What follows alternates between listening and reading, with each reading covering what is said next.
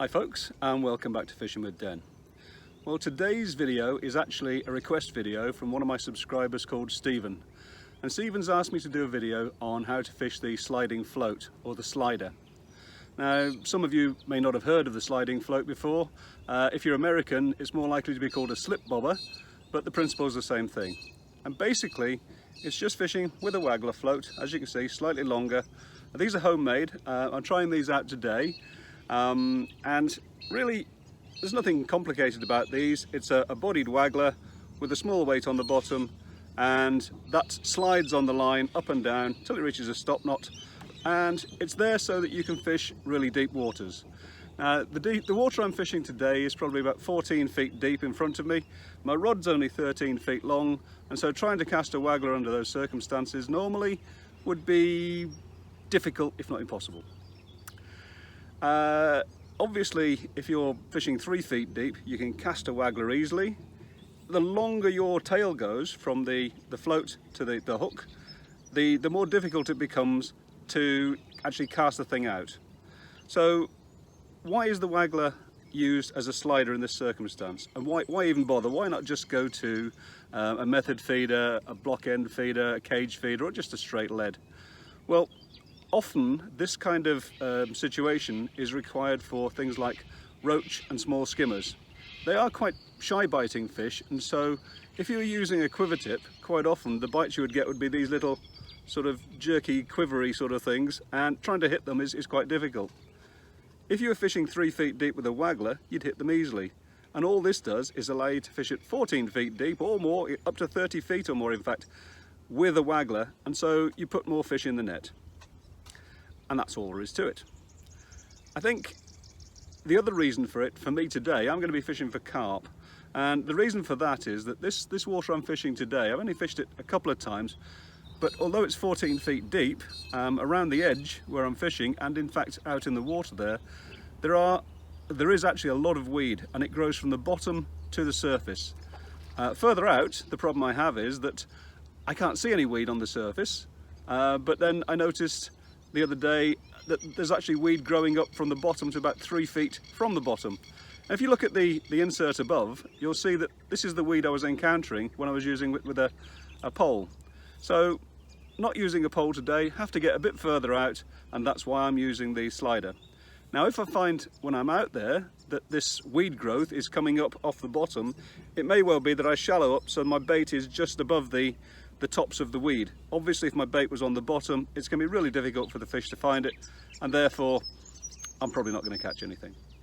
Anyway, we're going to give it a go.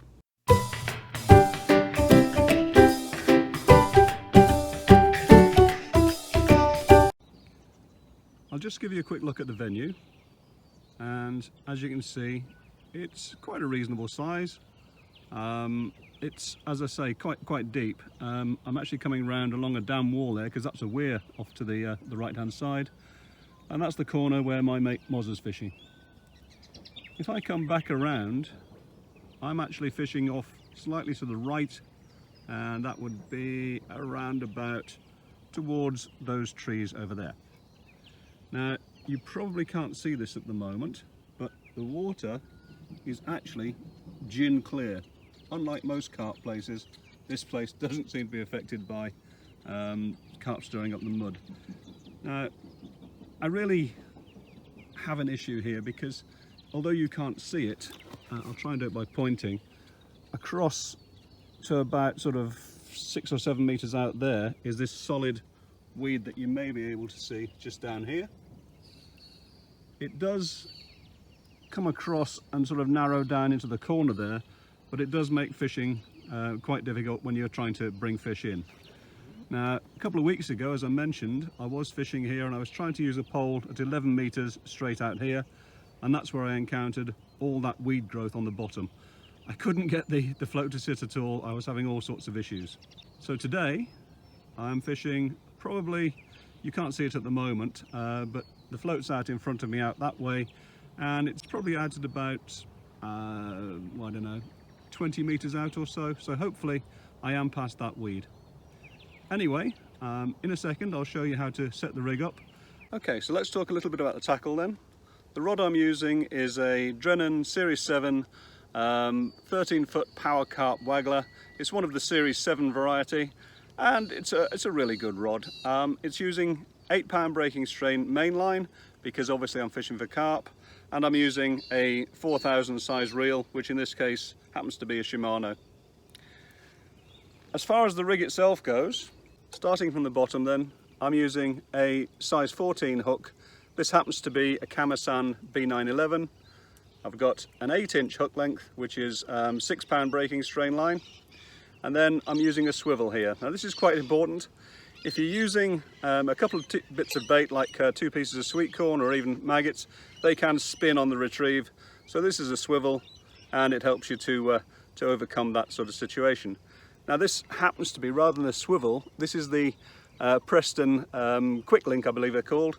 And this one means I can change the hook length. I just pull that collar back, slip the hook length out, slip a different one in, and then pull the collar back down.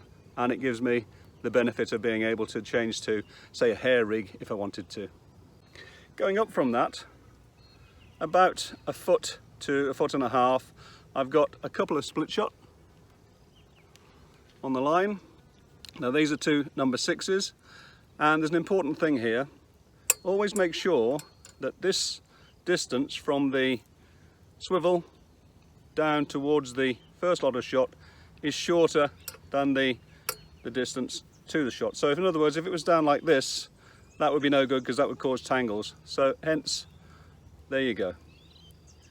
So that's a foot to 18 inches, or 30 to 40 centimeters, maybe 45 centimeters. And then we get the bulk. Now this happens to be about 3 or 4 swan shot, and they are all bulked together. And again, as I say, if I take the 2 little dropper shots, and if you look at the swivel idea here, it's a little bit shorter than the distance to the bulk. That means that you don't get tangles on the cast. Now, going from the bulk, as you can see, if I come all the way up here, this is 14 feet up, and got a little bit of a tangle, bear with me a second. It's all been lying in the water ready for you, and best laid plans of mice and men don't always work. So what we've got here is a bead threaded on the line. Now this bead is a fine bore bead, so it only just fits on the line, and you may be able to get them from the tackle shop. If not, get your wife or your daughter to go into one of those jewellery accessories shops, one of those cheap ones, and they should be able to get you something that does the job. Now the idea is, as you saw, that the float slides freely on the line, but it's stopped by that bead. And the bead is then stopped by this knot here. As you can see, it gets to there and the float rests on it.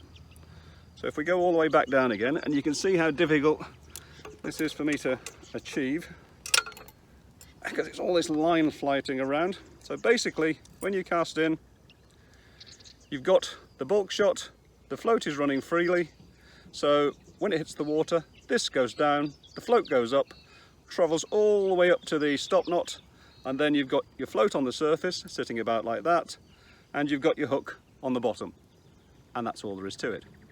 Now the float I'm using, I've actually got it on one of these little Waggler adapters here, because it just helps with changing the float if I need to, but it also means that the thing can sit neatly on the top of the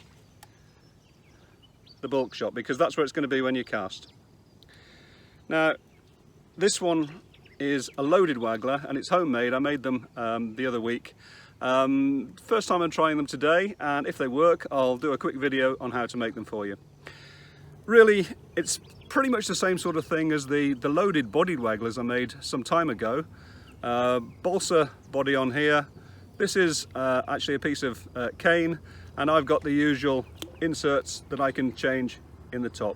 And those of you that watch the channel will be well aware of how I make these. The difference is that this float, although it's loaded, only has a small amount of loading. This float will take about 7 grams in weight, which is 9 AAs or thereabouts, but it's only got 1 or 2 grams of loading. And the whole purpose of that is so that if I were just to use a float which wasn't loaded, when you cast, the float doesn't stay down on the bulk shot, so it gives you the distance. an unloaded float will kind of pull away and you'll get sort of tangles and it just doesn't work. But you also can't use the loaded bodied wanglers we made a few weeks ago because they are too much loading in the bottom. Those ones will only take about, I don't know, an AA's worth of shot down the line, whereas this has something like, oh, I don't know, 3.5 swan shot on there. So really, you do have to make sure you use the right thing for the job. And they're also quite long. I'll just wait for this jet to go over and we'll continue. Sorry about that, folks. The jet's just finally disappeared. So what we're going to do now is to show you how to do the sliding stop knot. As I've said, we're on the bulk there. If I just drop this down here and allow the line to come all the way through, there we go, to the stop knot. So what we'll do is, I've obviously got a stop knot on here already, but I'll tie another one on just for now, just to show you how it works. If you take a piece of line, and I use the same diameter of line in fact it's the same as the main line, which is 8 pounds, take off about 1 foot.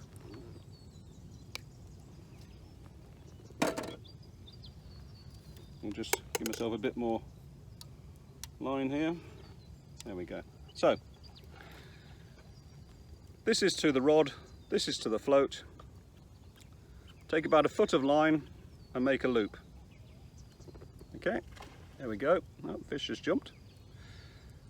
Put your middle finger into the loop and lay it alongside the main line.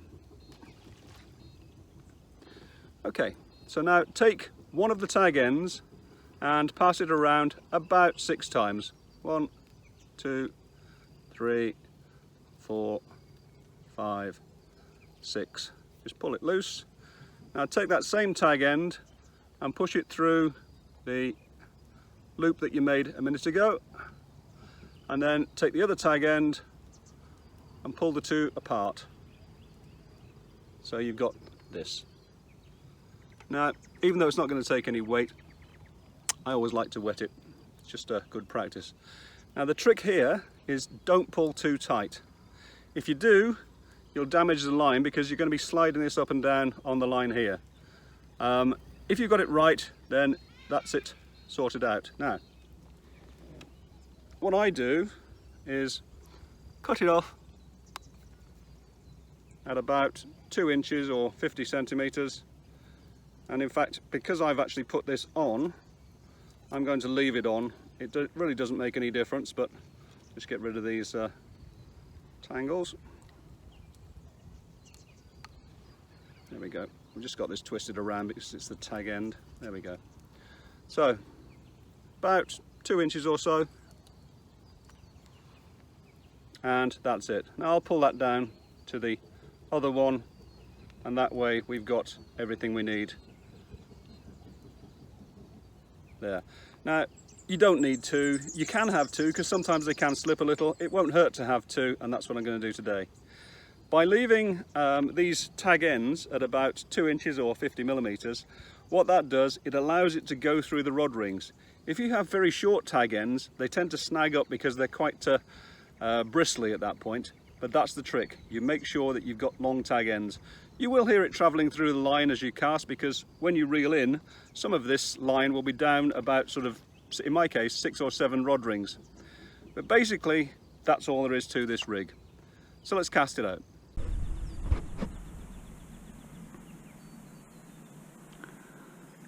So, as I explained then, there's the rig. The float is sitting on the bulk shot, as you can see, sliding happily, and that means we can now cast. Now, as I pull this through, you can probably hear there's the line going through the rings. That's fine. And just cast out. There we go. Now, because it's so flat calm, I'm just going to reel in a little bit till we're about the place I want it to be, which is around about there.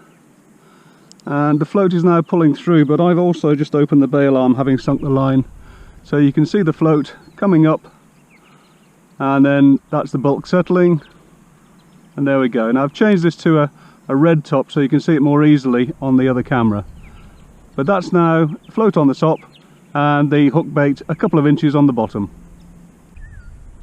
As far as plumbing the depth goes, do that as normal.